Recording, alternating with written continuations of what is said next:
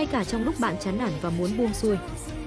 Hãy nhớ rằng, ngày mai trời sẽ lại sáng và nó vẫn ở đó, nhẹ nhàng, dịu dàng, chờ bạn bước tiếp. Cuộc sống không phải lúc nào cũng êm ả, và đôi khi nó thật sự khiến người ta muốn gục ngã. Có những ngày bạn thấy mọi thứ như chống lại mình, chẳng còn lý do để cố gắng. Bạn mệt, bạn buồn, bạn chỉ muốn buông bỏ tất cả. Nhưng bạn biết không, thế giới vẫn quay, mặt trời vẫn mọc và bình minh luôn dành cho những ai đủ kiên nhẫn chờ đợi. Bạn không cần phải luôn mạnh mẽ, không cần lúc nào cũng phải giỏi giang hay tích cực.